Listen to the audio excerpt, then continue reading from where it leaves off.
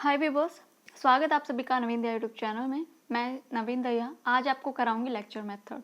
ये है learning and teaching की यूनिट हमारी चली हुई है सेकंड, और मॉडल्स हमने कर लिए थे। आज से हम स्टार्ट कर रहे हैं स्ट्रेटजी ऑफ टीचिंग। तो टीचिंग में कौन कौन से स्ट्रेटजी होते हैं वो हम डिस्कस करेंगे, लेकिन इम्पोर्टेंट जो एग्ज़ाम के पॉइंट ऑफ व्यू से इम्पोर्टेंट है वही क्वेश्चंस मैं डिस्कस करूँगी, क्योंकि आपके पास टाइम कम है। एग्ज़ाम अगर जून के लास्ट में भी होते हैं तो भी सिलेबस बहुत ज़्यादा है अभी। तो लेक्चर मेथड आज हम डिस्कस करेंगे। फर्स्ट ऑफ ऑल, अगर आप मेरे चैनल पर फर्स्ट टाइम विजिट कर रहे हो तो पहले चैनल को सब्सक्राइब कर ले और उसके बाद बेल आइकन को प्रेस कर लो, ताकि जो नई वीडियो मैं अपलोड करूँ बीएड से रिलेटेड उसकी नोटिफिकेशन आप तक पहुंच जाए। पहले 77% ऐसे व्यूवर्स थे जो कि अनसब्सक्राइबर मेरे वीडियोस देखते थे, अभी 70% हो गए हैं। तो मैं चाहती हूँ ये जो परसेंटेज का मामला है ये कम हो जाए, इसलिए चैनल को सब्सक्राइब कर लिया करो, ठीक है। तो बढ़ते हैं लेक्चर मेथड की तरफ। लेक्चर मेथड होता क्या है? लेक्चर का नाम सुनते ही आपके दिमाग में ऐसा आ रहा होगा कि एक बोरिंग सा टॉपिक है। कहीं भी लेक्चर का अगर नाम आता है, भाई लेक्चर कोई दे रहा है, तो बहुत बोरिंग सा साउंड फील होता है कि बोरिंग सा होगा सब कुछ, ठीक है। लेकिन हम लेक्चर मेथड को यूज़ क्यों करते हैं टीचिंग में, इसी वीडियो में हम डिस्कस करने जा रहे हैं। ओके, तो इंट्रोडक्शन देखते हैं इसकी। भाषण विधि बहुत पुरानी विधि है, क्योंकि जो लेक्चर मेथड यूज़ किया जाता है बहुत पुराने समय से हम यूज़ कर रहे हैं। अपने रामायण में, महाभारत में, जो भी वैदिक काल में पढ़ाई जाती थी, शिक्षा दी जाती थी बच्चों को, तो वो लेक्चर मेथड के थ्रू ही पढ़ाई जाती थी। कोई कॉपी पेन नहीं था, कोई बुक्स नहीं थी। जो भी ज्ञान गुरु ने दे दिया वही बच्चों को एक्सेप्ट करना होता था, गेन करना होता था। तो लेक्चर मेथड एक सफिशिएंट मेथड माना जाता था बच्चों को पढ़ाने के लिए। ओके, यह टीचर सेंटर्ड विधि होती है। इस विधि का प्रयोग सभी स्तरों और सभी कक्षाओं में उपयोगी ढंग से किया जा सकता है, परंतु इस विधि की सफलता और असफलता एक टीचर की पर्सनैलिटी पर निर्भर करती है। इस विधि में एकमात्र शिक्षक जो है वो बात करता है, और जो छात्र होते हैं, जो स्टूडेंट होते हैं, वो पैसिव होते हैं। इस विधि में शिक्षक पूरी शिक्षण अधिगम प्रक्रिया की योजना बनाते हैं और उन्हें कैसे कंट्रोल करना है, इसकी जो प्रोसेस होता है सब टीचर के हाथ में होता है, सब टीचर कंट्रोल करता है, ठीक है। भाषण विधि को रोचक बनाने के लिए शिक्षक ऑडियो विजुअल साधनों का इस्तेमाल करता है। इस विधि में किसी भी विषय को पढ़ाने का सबसे सस्ता और सरल तरीका है।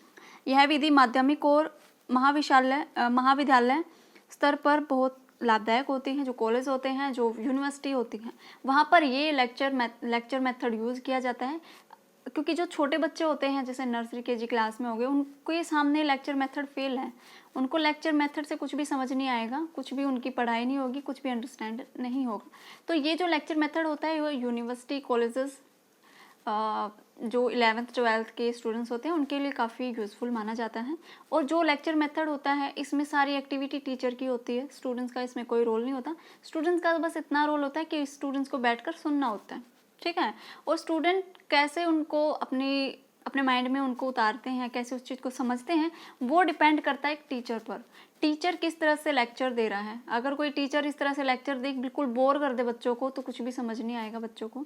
तो टीचर को ऐसा मेथड यूज़ करना चाहिए लेक्चर मेथड में कि बच्चे बोर ना हो, उनको समझ में आ जाए जो टीचर समझाना चाहता है। कौन कौन सी टेक्निक यूज़ करे, बीच बीच में क्या एग्जाम्पल्स दे, क्या वो स्टोरी के माध्यम से बच्चों को समझा दें, या वो कोई चुटकुला वगैरह, जिससे बच्चे बोर ना हो। बस लेक्चर मेथड में एक टीचर को यही बातें ध्यान में रखनी होती हैं कि मैं जो लेक्चर मेथड बच्चों को कराने जा रहा हूँ, जिस लेक्चर मेथड से मैं बच्चों को टॉपिक कराने जा रहा हूँ, उससे बच्चे बोर ना हो।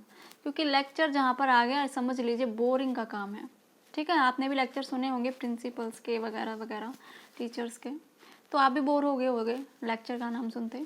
तो इसमें देखते हैं लर्निंग एंड टीचिंग में लेक्चर का क्या रोल है। ओके, तो इंट्रोडक्शन हो गया आपका। उसके बाद डेफिनेशन देखते हैं।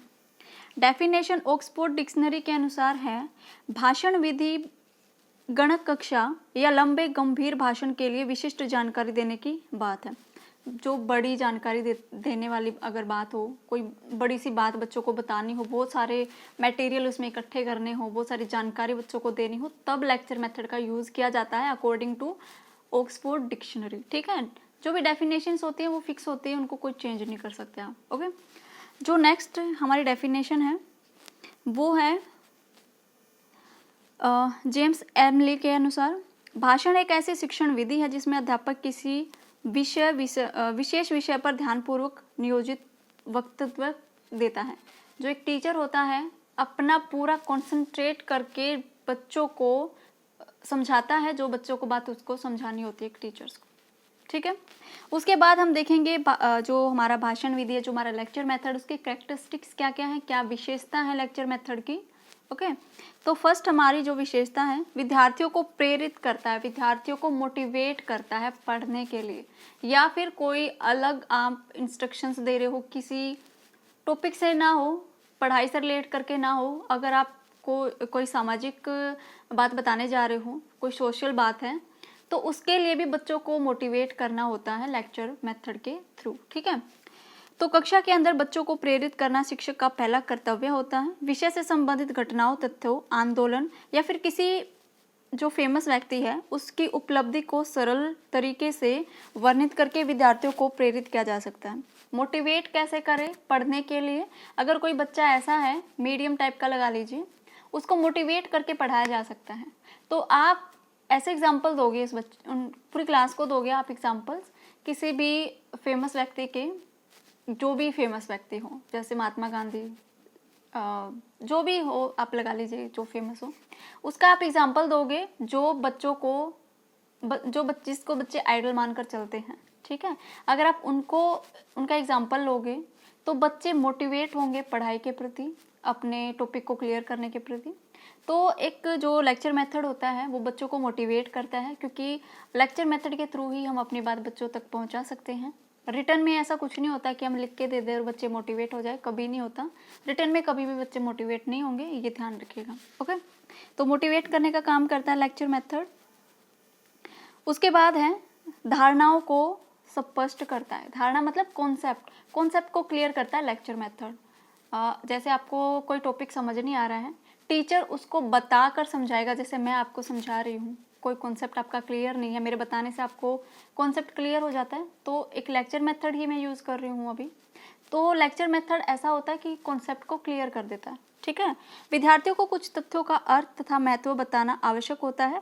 यदि समय पर विद्यार्थियों की सहायता न की जाए तो विद्यार्थी इन तथ्यों का अर्थ तथा महत्व समझे बिना ही पुस्तकों से रटकर उनके बारे में गलत धारणा बना लेते हैं।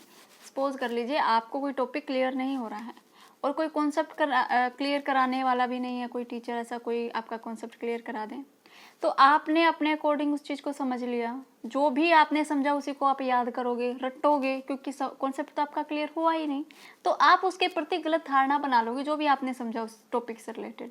तो लेक्चर मेथड एक ऐसी टेक्निक है जिससे आपकी प्रॉब्लम्स का सोल्व आउट किया जा सकता है, आपके कॉन्सेप्ट को क्लियर किया जा सकता है। अगर कोई डिफ़िकल्ट वर्ड है उसको एक्सप्लेन करके, आपकी लाइफ से रिलेट करके उसको समझाया जा सकता है, ठीक है। क्लियर हो गया। मोटिवेट करता है, कॉन्सेप्ट को क्लियर करता है। नेक्स्ट हमारा जो पॉइंट है वो है अतिरिक्त विषय वस्तु प्रदान करता है। अतिरिक्त विषय वस्तु मतलब अतिरिक्त जो अन्य मटेरियल होता है जो आपकी बुक्स में नहीं होते, वो प्रोवाइड कराता है लेक्चर मेथड। कैसे?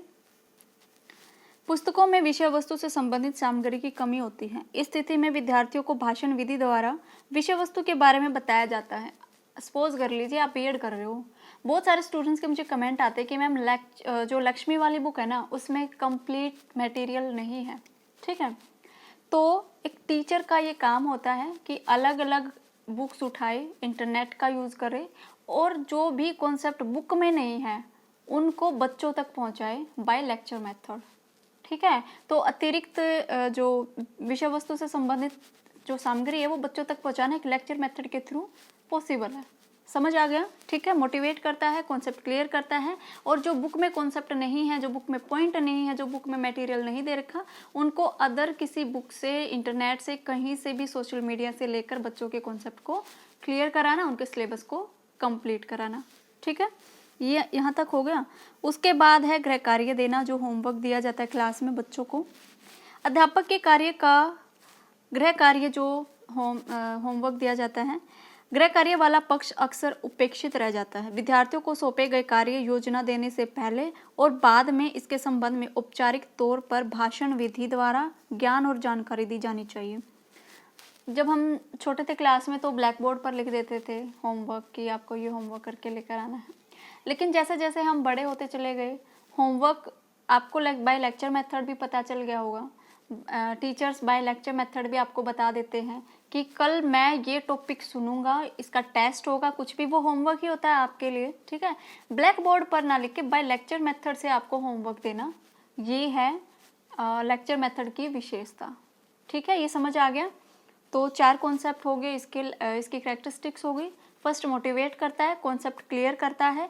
जो मटेरियल आपको बुक में नहीं है वो टीचर कहीं और से अवेलेबल कराकर आपको बाय लेक्चर मेथड आपको प्रोवाइड कराता है। एंड होमवर्क आपको बाय लेक्चर मेथड टीचर बताता है कि आपको क्या करके आना है कल, ठीक है। यहाँ तक हो गया कंप्लीट। आई होप करैक्टरिस्टिक्स आपको कंप्लीट समझ आ गई होंगी कि करैक्टरिस्टिक्स इसकी क्या है, विशेषता इसकी क्या है। ओके, नेक्स्ट हम देखते हैं method of presenting a good lecture. एक अच्छा जो भाषण होता है उसको प्रस्तुत करने वाली कौन कौन सी विधियाँ हैं। कोई लेक्चर हम यूज़ कर रहे हैं, लेक्चर देते हैं क्लास में या फिर कहीं किसी फंक्शंस वगैरह में या फिर किसी असेंबली में, तो हम कौन कौन से मेथड्स यूज़ करते हैं, कौन सी विधियाँ होती हैं, वो इसमें हम देख लेते हैं कौन कौन सी विधियाँ हैं। फर्स्ट है, अध्यापक को अपने भाषण में विषय वस्तु को सरल एवं सहज भाषा में प्रस्तुत करना चाहिए। एक टीचर को ऐसे लैंग्वेज यूज़ करनी चाहिए जिससे बच्चों को समझ में आए कि एक टीचर क्या बताना चाह रहा है, एक टीचर अपने टॉपिक से रिलेट करके क्या बच्चों को समझाने की कोशिश कर रहे हैं। सपोज कर लीजिए क्लास में हिंदी मीडियम वाले बच्चे हैं और टीचर पूरा लेक्चर इंग्लिश मीडियम में बताकर चला जाए तो नहीं काम चलेगा, क्योंकि बच्चे सारे हिंदी मीडियम में इंग्लिश मीडियम में बता दिया तो कुछ भी समझ नहीं आएगा, लेक्चर मेथड आपका फेल हो गया। तो आपको लैंग्वेज भी ऐसी लेनी है जो बच्चों के लेवल के अकॉर्डिंग हो, ठीक है। नेक्स्ट है, वर्णनात्मक विषयों के लिए उपयोगी होता है। जो लेक्चर मेथड होता है, हम किसी भी टॉपिक को क्लियर करते हैं, उसका वर्णन करते हैं, उस कॉन्सेप्ट को क्लियर करते हैं, ठीक है। नेक्स्ट है, छात्रों पर स्पष्ट प्रभाव डालना। जो भी लेक्चर मेथड हम यूज़ करते हैं, कोई टीचर लेक्चर मेथड यूज़ करता है तो उसका बिल्कुल डायरेक्ट प्रभाव पड़ता है छात्रों पर। जो मैं लेक्चर मेथड अभी यूज़ कर रही हूँ तो आप पर कुछ तो प्रभाव पड़ रहा होगा, आप कुछ तो कॉन्सेप्ट क्लियर आपका हो रहा होगा, ठीक है। तो छात्रों पर पॉजिटिव प्रभाव इसका पड़ता है। ये नहीं है कि सारा पॉजिटिव, कुछ तो नेगेटिव होगा, लेकिन फिलहाल अभी हम विधियाँ देख रहे हैं कि विधि कौन कौन सी है, ठीक है। नेक्स्ट है, प्रमुख शब्दों का स्पष्टीकरण करना चाहिए। देखिए मैंने अभी बताया भी था पहले कि अगर आप लेक्चर मेथड यूज़ कर रहे हो, उसमें कोई वर्ड ऐसा है जो थोड़ा सा डिफ़िकल्ट है, तो आप उसको एक ऐसी लैंग्वेज में बताओगे बच्चों को कि वो क्लियर हो जाए, ठीक है। उसके बाद है, भाषा उचित अनुक्रम में होना चाहिए। भाषण उचित अनुक्रम में होना चाहिए, सिस्टमेटिक तरीके से बताना चाहिए। ये नहीं कि आप पहले कुछ बता रहे हो जो लास्ट में बताना चाहिए और जो लास्ट में बताना चाहिए वो पहले बता रहे हो, बीच में आगे पीछे कर दें। नहीं, सब कुछ सिस्टमेटिक तरीके से होना चाहिए, कॉन्टिन्यूस चलना चाहिए आपका लेक्चर मेथड, ठीक है। उसके बाद है, चित्रण का उपयोग करना चाहिए। जो कोई भी आप पिक्चर ले सकते हो, कोई आपने टॉपिक लिया है क्लास में, लेक्चर मेथड से आप पढ़ाना चाह रहे हो तो आप कोई ऐसी पेंटिंग ले सकते हो। सपोज कर लीजिए आप क्लास में कोई ज्योग्राफी का टॉपिक पढ़ा रहे हो बाय लेक्चर मेथड, ठीक है। तो वहाँ पर आप चार्ट ले सकते हो। कोई जैसे ज्योग्राफी की लैब होती है, वहाँ पर बहुत सारे पोस्टर लगे हुए होते हैं, पृथ्वी की संरचना होती है, पहाड़ पर्वत ज्वालामुखी बहुत सारे लगे होते हैं, तो उनको आप उनके थ्रू भी पढ़ा सकते हो। लेक्चर बाय लेक्चर मेथड भी यूज़ करो लेकिन एक चित्र के थ्रू, ठीक है, समझ आ गया। उसके बाद है, भाषण के लिए आवाज़ अच्छी होनी चाहिए। जो एक टीचर की जो वॉइस होती है वो क्लियर होनी चाहिए, बच्चों तक आवाज़ पहुंचनी चाहिए।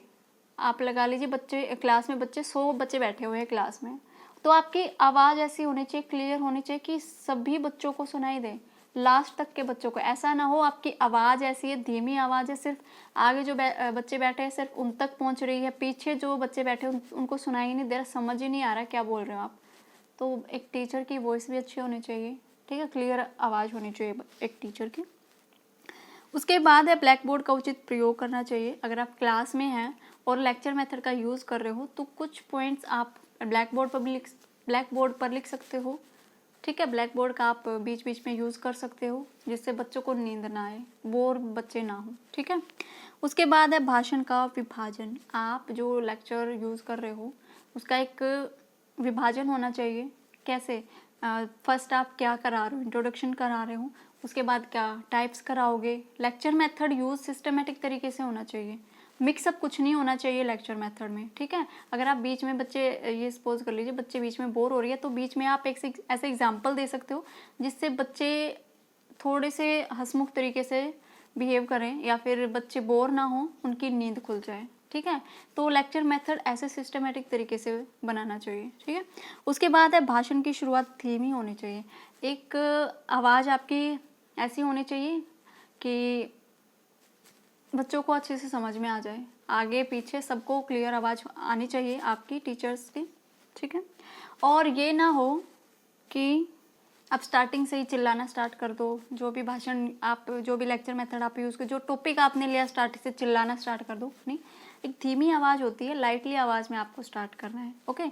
ये हो गई आपकी विधियाँ कि आप एक अच्छे भाषण विधि में कौन कौन सी विधि आप यूज़ कर सकते हो, ठीक है। उसके बाद हम देखेंगे भाषण विधि के लाभ क्या हैं, एडवांटेज क्या है इसकी, जो हम लेक्चर मेथड यूज़ कर रहे हैं, ठीक है। फर्स्ट है समय और धन की बचत। भाषण विधि द्वारा धन और समय दोनों की बचत होती है, क्योंकि एक ही समय में बहुत सारे विद्यार्थियों को भाषण दिया जा सकता है। इसके लिए प्रैक्टिकल लैब्स की आवश्यकता नहीं पड़ती। बहुत सारे बच्चे बैठे हों, जो भी आपको समझाना है, जो भी इंस्ट्रक्शंस आपको बच्चों को देनी है, तो बहुत सारे बच्चों को इकट्ठा बिठाकर आप बता सकते हो। कोई भी प्रैक्टिकल्स आपको करके दिखाना नहीं है उनको, ठीक है। तो आपके टाइमिंग भी बचेगा, बच्चों को आप अलग अलग क्लास में जाकर नहीं बताओगे कुछ भी, तो टाइम और मनी दोनों का इसमें दोनों की बचत होगी, ठीक है, सेविंग होगी इसमें। नेक्स्ट है प्रतिभाशाली विद्यार्थियों के लिए लाभदायक है। भाषण विधि शिक्षक केंद्रित होती है, सेंटर टीचर माना जाता है लेक्चर मेथड में। अध्यापक बहुत सारी पुस्तकों की सामग्री इकट्ठी करके बच्चों के सामने भाषण विधि द्वारा प्रस्तुत करता है। वही पिछली बात आ गई इसमें, ठीक है। जो बुक में नहीं है वो अलग अलग तरह से, अलग अलग जगह से इकट्ठा करके बाय लेक्चर मेथड से बच्चों के सामने प्रस्तुत करता है। जो भी मीडियम है या जो भी थोड़े से इंटेलिजेंट हैं, उनको बहुत हेल्प मिल जाती है इस चीज़ से, ठीक है। उसके बाद है उपविषय को रुचिकर बनाना। जो आपका टॉपिक है, विषय हो गया आपका सब्जेक्ट, उपविषय होता है आपका टॉपिक, जो सब्जेक्ट्स में जो टॉपिक लिया है टीचर ने, ठीक है, उसको रुचिकर बनाना। बोले गए शब्द छपे हुए शब्दों से अधिक प्रभावशाली होते हैं। शिक्षक विद्यार्थियों के चेहरे से समझ जाता है कि बच्चे टॉपिक में रुचि ले रहे हैं या नहीं। समझ आ गया आपको? एक चीज़ बुक में छपी हुई है, लेकिन उसी चीज़ को, उन्हीं वर्ड्स को अगर हम बोल कर समझा दें तो वो ज़्यादा इफेक्टिव होते हैं, है ना। और आप ये भी समझ लोगे, जब आप लेक्चर दे रहे हो ना क्लास में, तब बच्चों के फेस देखकर आप ये समझ जाओगे कि बच्चे ध्यान से सुन रहे हैं, बोर तो नहीं हो रहे हैं बच्चे मेरे लेक्चर से। इसीलिए आपको फर्स्ट ईयर में साइकोलॉजी पढ़ाई जाती है। बच्चों के बिहेव में क्या क्या चेंजेस आते हैं उसको आपको समझना पड़ता है, इसीलिए साइकोलॉजी को इंक्लूड किया जाता है बीएड में, ठीक है। उसके बाद है अन्य विधियों का आधार। कौन कौन से टेक्निक्स, कौन कौन से मेथड आप यूज़ करते हो लेक्चर मेथड में, इसको आधार बनाया जाता है, ठीक है। सामाजिक विज्ञान का विषय किसी भी विधि में पढ़ाया जा रहा हो, प्रत्येक विधि का आधार भाषण विधि होता है। शुरुआत में 5 या 10 मिनट तक भाषण विधि का प्रयोग अवश्य किया जाता है। आप सोशल साइंस पढ़ा रहे हो क्लास में, तो जैसे ज्योग्राफी आप पढ़ा रहे हो, सपोज कर ले हिस्ट्री आप पढ़ा रहे हो, हिस्ट्री के टीचर हो, तो उसमें क्या रिटर्न में तो कुछ होता ही नहीं है, बहुत कम। तो लेक्चर मेथड ही उसमें यूज़ होता है। किसी भी राजा महाराजा के बारे में, किसी के वंश के बारे में, मौर्य काल आप पढ़ा रहे हो, तो उनके बारे में सबसे पहले तो आपको ओरली बताना पड़ता है क्लास में, है ना।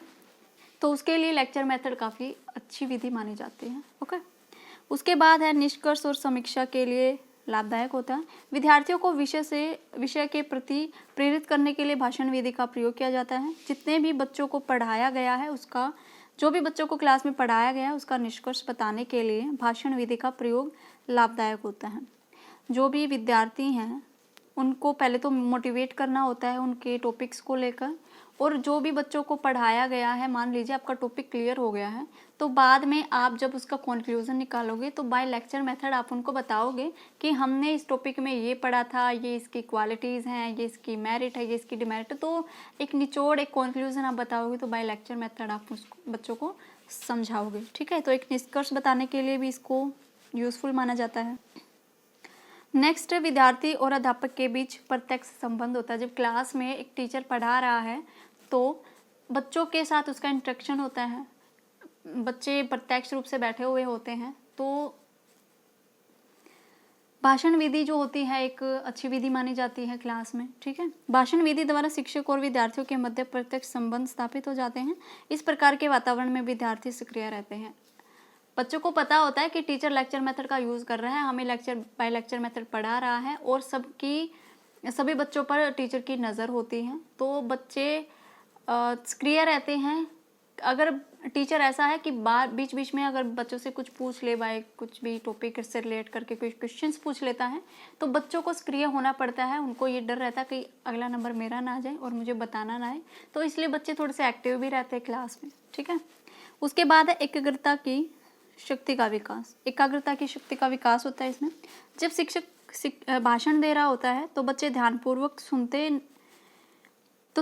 सुनते कहीं उसके टॉपिक से जो रिलेट करके कोई भी बात रह ना जाए और दोबारा नहीं बताई जाए। कोई भी लेक्चर मेथड अगर यूज़ कर रहा है टीचर, अगर बच्चों ने ध्यान से नहीं सुना और बहुत सारे बच्चे बैठे क्लास में, 2-3 क्लास मिलाकर एक क्लास में एक टीचर जो लेक्चर मेथड का यूज़ कर रहा है, तो एक स्टूडेंट्स के ऊपर दोबारा से शायद टीचर ना कराए रिपीट उस बात को, तो स्टूडेंट्स को ये डर रहता है कि जो टीचर है वो हमें समझा रहा है, वो मेरे टॉपिक से रिलेटेड बहुत इम्पोर्टेंट जो जानकारी है टीचर हमें दे रहा है, तो बहुत ध्यान से सुनते हैं, कहीं मैं मिस ना कर दूं और हो सकता है दोबारा बताया भी ना जाए। कुछ स्टूडेंट तो ऐसे होते हैं डर के मारे पूछते ही नहीं है टीचर से, है ना।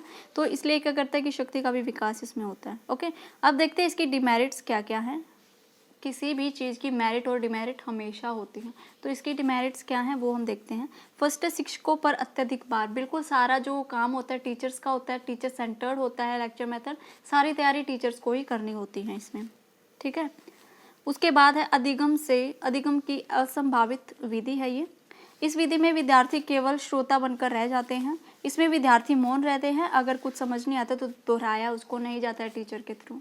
ओके, तो लर्निंग की जो प्रोसेस है वो थोड़ी सी धीमी रहती है इसमें, क्योंकि हो सकता है किसी टीचर की स्पीड ज़्यादा हो और बच्चों को समझने की जो शक्ति होती है बच्चों को समझने में वो थोड़ी सी धीमी हो, इसलिए ये थोड़ा सा अनयूज़फुल होता है। यहाँ पर इसके ये डिमेरिट्स है। ओके, नेक्स्ट सभी शिक्षकों के लिए उचित नहीं है। जितने भी टीचर्स होते हैं सब लेक्चर मेथड का इस तरह से यूज़ नहीं कर पाते, बच्चों के अकॉर्डिंग नहीं यूज़ कर पाते हैं।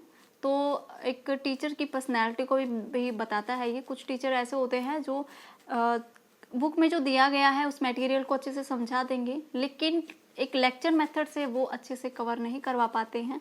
जितने ज़्यादा बच्चों को देखकर कोई टीचर डर जाता है या फिर उन्होंने कभी इतने ज़्यादा सारे बच्चों को फेस नहीं किया होता है, तो सभी टीचर्स के लिए ये यूज़फुल नहीं होता। कुछ टीचर ऐसे होते हैं जो लेक्चर मेथड यूज़ ही नहीं करते हैं, ठीक है। उसके बाद है नीरस और रूढ़िवादी। एक तो ये पुरानी धारणा है, पुरानी विधि है, बहुत पुरानी विधि है पढ़ाने की। केवल कुछ अध्यापक ही अपने भाषण द्वारा सभी विद्यार्थियों में रुचि उत्पन्न कर देते हैं। सफल शिक्षक तो वही है जो बच्चों के आलस्य को दूर करने के लिए 1 या 2 से अधिक विधियों का प्रयोग करें। कुछ टीचर ऐसे होते हैं जैसे लेक्चर वो दे रहे हैं, पता ही नहीं चलता कि वो लेक्चर मेथड यूज़ कर रहे हैं।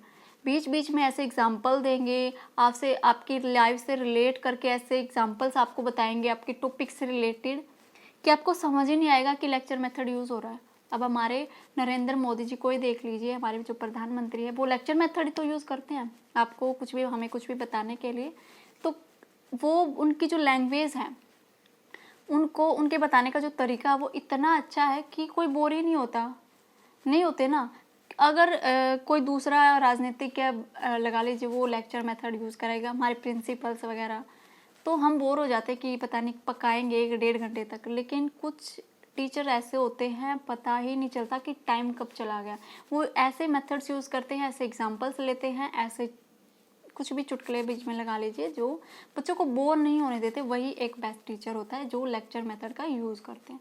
ओके, तो ये यहाँ पर डिमेरिट्स होगी इसकी। जो टीचर लेक्चर मेथड के बीच में एग्जाम्पल नहीं लेते और बच्चों के लाइफ से रिलेट करके नहीं बताते टॉपिक्स को, तो यहाँ इसकी डिमेरिट्स हो जाएगी। उसके बाद है विद्यार्थी निष्क्रिय रहते हैं, जो भी सारा काम होता है वो टीचर्स का होता है, टीचर एक्टिव होता है, जो भी मटेरियल इकट्ठा करना होता है वो टीचर को इकट्ठा करना होता है, कोई भी टॉपिक क्लियर कराना होता है ऑडियो विजुअल्स के माध्यम से तो सब टीचर्स को ही करना पड़ता है, विद्यार्थी को कुछ नहीं, विद्यार्थी बैठकर बस सुनते हैं, तो ये भी इसके एक डिमेरिट्स है। ओके, तो ये हमारा लेक्चर मेथड आज कंप्लीट हो गया। लास्ट में हम कंक्लूजन बताएंगे। निष्कर्ष के तौर पर कहा जा सकता है कि यह विधि संपूर्ण विधि नहीं है, परंतु फिर भी वर्तमान समय में इसका प्रयोग सबसे अधिक किया जाता है। इसको रोचक बनाने के लिए शिक्षक द्वारा अच्छी तैयारी करना और अपने भाषण में हास्य, व्यंग्य और उदाहरणों का भी प्रयोग किया जाना आवश्यक है। जो लेक्चर मेथड है वैसे तो बहुत ही नीरस है, कंप्लीट नहीं है, बहुत पुरानी विधि है, लेकिन सबसे ज़्यादा जो यूज़ किया जाता है ना वो इसी का किया जाता है। कॉलेज में आप गए होगे, अभी भी आप कॉलेज में हो, यूनिवर्सिटी में आपने जाकर देखा होगा, प्रिंसिपल्स ने का लेक्चर आपने सुना होगा, तो सभी लेक्चर मेथड का ही यूज़ करते हैं अपने टॉपिक्स को क्लियर कराने के लिए, अपनी बात को आपके सामने रखने के लिए, है ना।